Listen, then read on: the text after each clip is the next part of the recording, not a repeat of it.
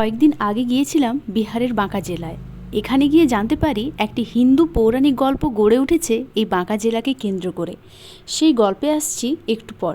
তো পুরুলিয়া থেকে বাঁকা যাওয়ার জন্য প্রথমেই আমি গিয়েছিলাম যোশীডি। সেখানে নেমে বাস ধরেছিলাম, বাস ধরে সোজা পৌঁছে গিয়েছিলাম বাঁকা জেলাতে।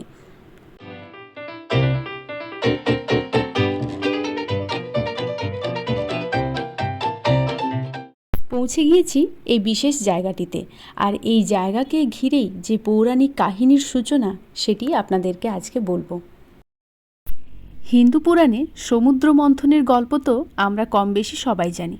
তো গল্পটা কিছুটা এরকম যে প্রচণ্ড তেজিমুনি দুর্বাসার অভিশাপে দেবতাকুল হারালেন তাদের ক্ষমতা। বেঁধে গেল অসুরকুলের সঙ্গে যুদ্ধ, এবং এই ধুন্ধুমার যুদ্ধে ক্ষমতাহীন দেবরাজ গেলেন হেরে। কোনো উপায় না পেয়ে ইন্দ্ররাজ ছুটলেন ভগবান বিষ্ণুর কাছে। তখন ভগবান বিষ্ণু আদেশ দিলেন সমুদ্র মন্থনের, এবং এই মন্থনে উঠে আসবে অমৃত, অমরত্ব। চুক্তি হলো দেবতা ও অসুরকুলের মধ্যে সমান ভাগে ভাগ করা হবে এই অমৃত। তো এই বিশাল সমুদ্র মন্থনের জন্য দরকার তো একটা দড়ি, একটা দণ্ড। যেমন ভাবা তেমন কাজ। ভগবান বিষ্ণু তার বাসুকী নাগকে বললেন, এটাকে নিয়ে যাও, এটাকে রজ্জু করো, আর দণ্ড হিসেবে নাও মন্দার পর্বত। সুউচ্চ মন্দার পর্বত আর রজ্জুরূপী বাসুকী নাগকে নিয়ে শুরু হলো সমুদ্র মন্থন।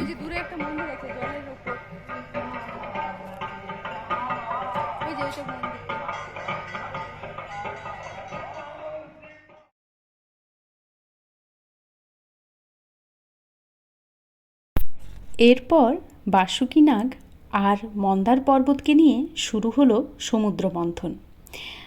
পরে বিষ্ণুর ছলে কৌশলে দেবতাদের অমরত্ব লাভে সহায়তা করেন, আর অসুরকুল হলেন বঞ্চিত।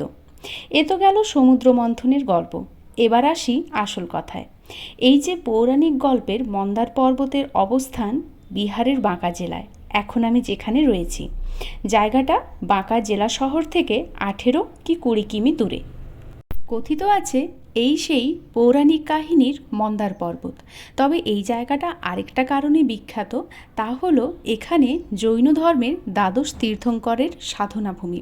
মন্দার পর্বতের ওপর জৈনদের মন্দিরও রয়েছে, আর মন্দিরে ওঠার জন্য রয়েছে রোপওয়ের ব্যবস্থা, যা বিহার সরকার থেকে করা হয়েছে।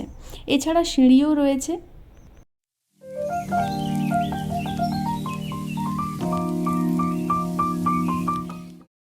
আমার এই জায়গাটা বেশ ভালো লেগেছে, কেননা মন্দিরের প্রাকৃতিক পরিবেশ, এবং বিশেষ করে মন্দিরের ওপরে ওঠার বা ওই মন্দার পর্বতে ওঠার জন্য যে রোপওয়ের ব্যবস্থা, তা কিন্তু সত্যি একটা ভালো উদ্যোগ। আজকের ভিডিও এখানেই শেষ করছি।